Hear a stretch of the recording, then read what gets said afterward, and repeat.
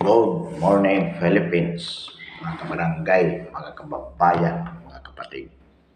Ngayon po ay araw ng Sabado, March 1, 2025. Narinig po natin ang interview o ang press con ng Malacanang with Attorney Claire Castro being the Undersecretary of the PCO. Sa kanya pong press con, marami po siyang sinabi. Ang sabi niya, nakakalungkot na mula mismo sa ikalawang pinakamataas na opisyal ng bansa ay nag-uudyok sa mga tao na magalit sa pamahalaan. Sabi niya, ngunit ayon sa kanya, walang reaksyon dito ang bangag na Pangulo. At ang tanong niya, noong bang panahon ni Pangulong Duterte, sinabi din ba ng pangalawang Pangulo na si Inday Sara na dapat magalit ang sambayan ng Pilipino sa kanyang ama sapagkat noong siya pa ang Pangulo ay tinagurian di umano si Pangulong Duterte na the most corrupt people in the Philippines ng mga panahon yun. Well, ano po ang masasabi natin dito, mga kabarangay, mga kababayan, mga kapatid?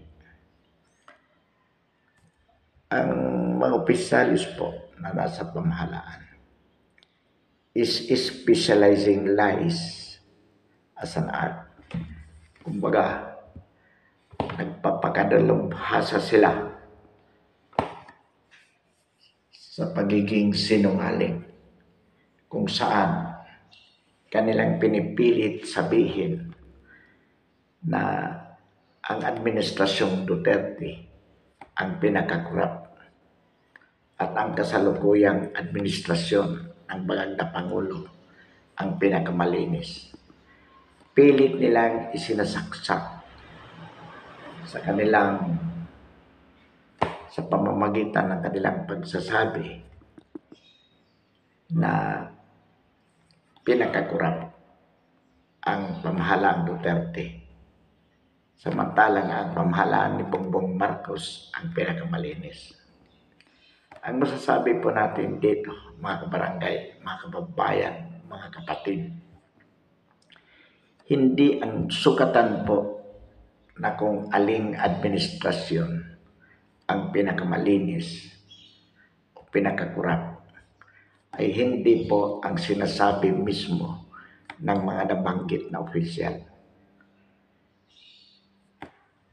Sapagkat kung sabihin po ng kasalukuyang administrasyon sa pamamagitan ng mga opisyalis nito na ang administrasyong ito ng bangag na Pangulo ang pinakamalinis, that is what we call self-serving. Nagbubuhat ka ng sarili mong bangko, ika nga. So, naturalmente, hindi mo sasabihin na masama ang administrasyon mo. Sasabihin mo na ito ang pinakamabuti. Hindi po yan ang sukatan na ang administrasyong ito ay totoong malinis, epektibo at magaling. Kung ang mga nabanggit na papuri ay galing mismo sa mga tauhan ng administrasyon. Ang taong bayan po, mga kabarangay, mga kababayan, mga kapatid, ang magsasabi kung ano talaga ang uri ng administrasyong ito. Kung sasabihin ng taong bayan ayon mismo sa kanilang karanasan na ito ang pinakamagaling, pinakamalinis na administrasyon, so be it. Talagang dapat po tayong maniwala. Bakit? mismo ang sambayan ng Pilipino ang nagsasabi. Ngunit kung ang nararamdaman at ang nararanasan ng sambayan ng Pilipino ay kabaliktaran ng sinasabi ng mga nasa pamahalaan na ito ang pinakamagaling, ito ang pinakamalinis, ito ang pinaka-epektibong gobyerno. Ibig po sabihin, mga kabarangay, mga kababayan, mga kapatid, ito ay kasinungalingan. Alam po natin sa ating karanasan, mga kabarangay, mga kababayan, mga kapatid, na ang administrasyong Duterte ang pinakamagaling, pinakamalinis at pinaka-epektibo. Katunayan po, hanggang sa panahon na siya ay bumaba noong 2022, mas lalong tumaas ang kanyang popularity rating. Yung pagkagusto ng sambayanan sa paraan ng kanyang pamamahala ay hindi nabawasan mula nang siya ay umupo noong 2016. Bagkus lalo pong tumaas hanggang sa pagbaba ng dating Pangulong PRRD noong 2022. At hanggang ngayon, marami pa rin mamamayan ang nagsasabi na dapat na si Pangulong Duterte pa rin ang pinagkasikat, ang hinahangaan sa lahat ng Pangulo bilang pinakamagaling o isa sa pinakamagaling na naging Pangulo ng bansa. Hanggang ngayon, Pilipinas Duterte pa rin. Samantalang ito pong kasalukuyang pamahalaan ng bangag na Pangulo. 3 taon na po ang nakaraan mula 2022, 2025 na po ngayon. Magtatatlong taon na po ngayong June. Pero wala pang nararamdaman ang taong bayan na anumang improvement. Katunayan, kabaliktaran ang nararanasan ng mga mamamayan. Kabaliktaran sa sinasabing mga papuri ng mga taong nasa pamahalaan. Ang pumupuri lamang sa administrasyon ito ay ang mga taong nakikinabang at sinusuhulan ng bangag na Pangulo. Sila lamang po yung pinakatiwaling 19th Congress. Sila lamang po ang pumupuri at ang mga tao sa Malacanang. Sa bahagi po ng sambayan ng Pilipino, wala po tayong maririnig na sinasabi nila na maganda ang administrasyong ito, maliban lamang po sa mga vloggers na bayaran. Sila po ang nagsasabi na maganda ang administrasyong Marcos, na mabait ang Pangulong Marcos. Samantalang po, sa katunayan, marami pong nagsasabi sa bahagi ng sambayan ng Pilipino na ang kasalukuyang pamahalaan ang the most corrupt, the most ineffective, at ang bangag na Pangulo ay walang kontrol sa gobyerno. Ito po ang katotohanan na nadarama at nararanasan ng sambayanang Pilipino.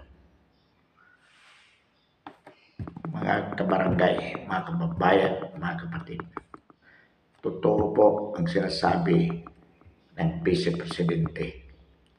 Karapatan ng sambayanang Pilipino na magalit sa kanilang pamahalaan kung ang pamahalaan ito ay hindi nagbibigay ng tapat at tunay na serbisyo sa sambayanan. Bakit po? Sapagkat ang kapangyarihan na tangan ng mga taong nasa gobyerno ay pinagkatiwala sa kanila upang paglingkuran ng tapat ang sambayanang Pilipino.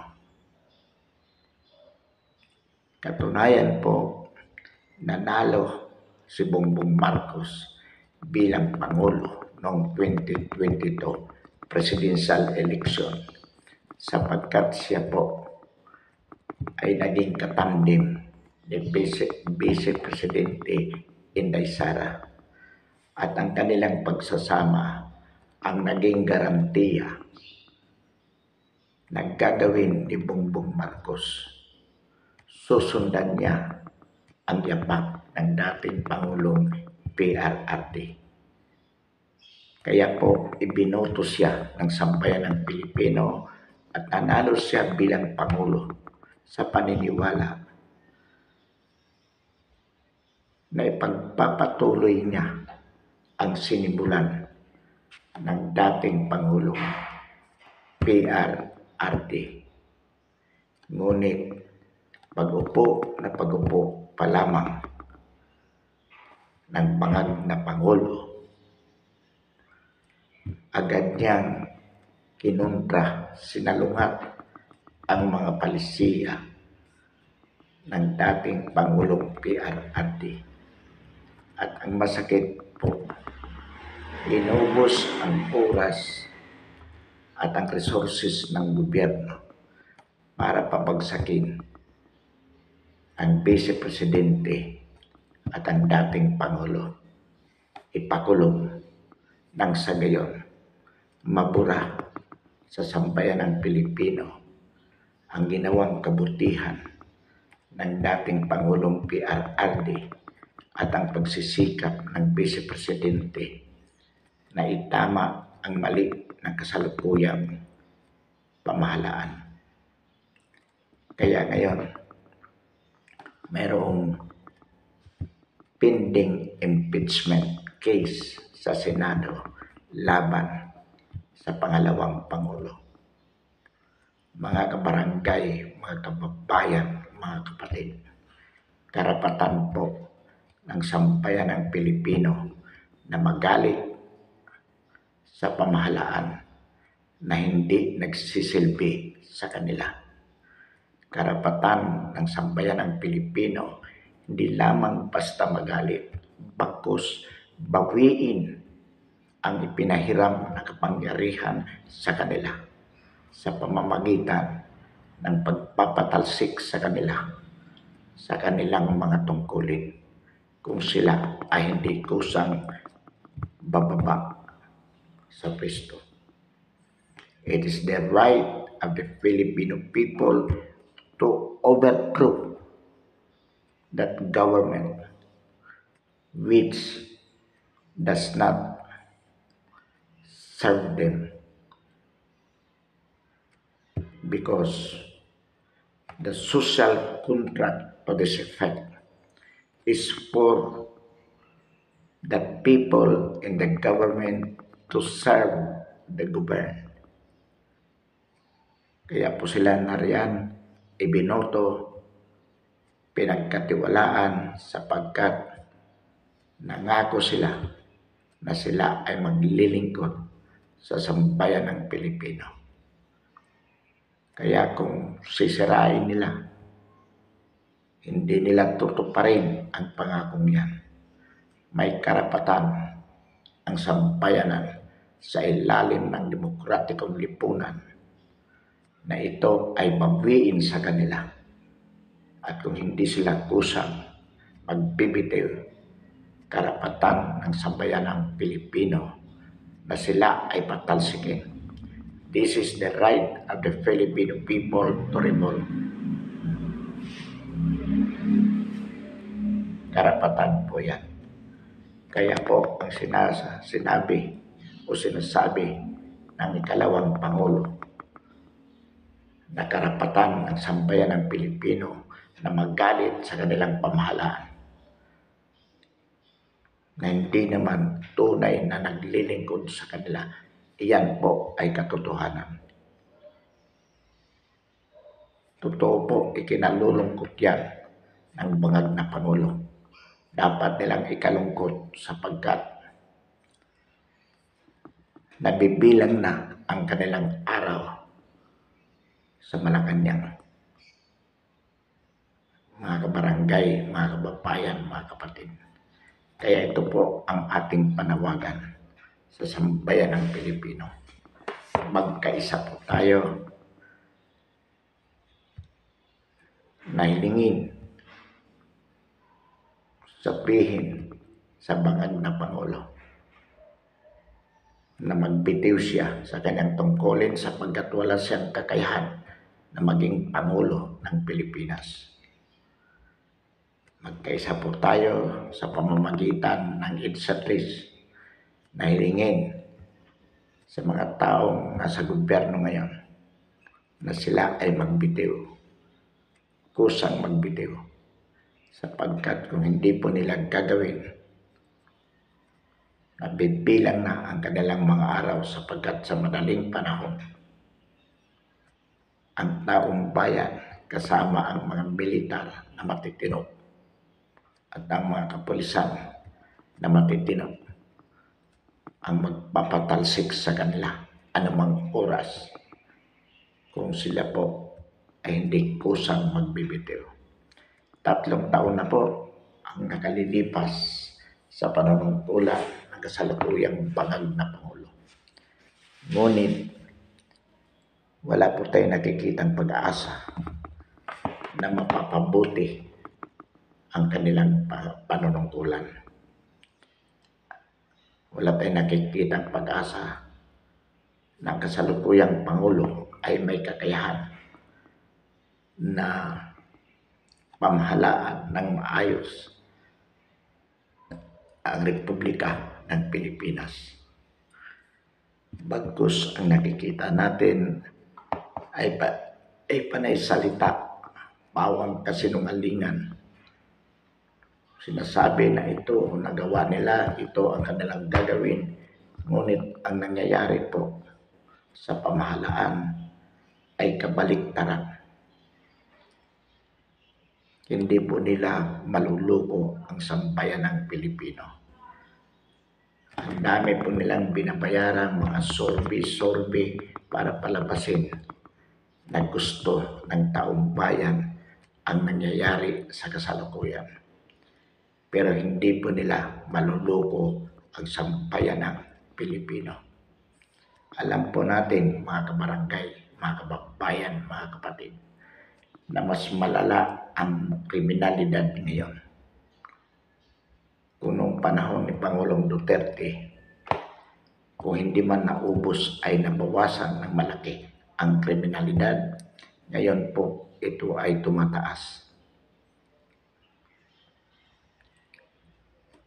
Kung noong panahon ni Pangulong Duterte, nakokontrol ang pagtaas ng mga commodities sapagkat ipinag-uutos ng dating Pangulo na i-control. Sa ngayon po, bagamat sinasabi ito ng kasalukuyang Pangulo, pero wala naman pong sumusunod sa kanya dahil kilala na siya po ay bangag at hindi marunong mamahala sa ating bansa. Kaya yung sinasabing bigas na 20 pesos nananatiling pangarap sa bahagi ng sambayan ng Pilipino at nananatiling pangako pa rin sa bahagi ng pamahalaan. Ang sabi nga po ng dating Executive Secretary ng bangag na Pangulo na si Vic Rodriguez,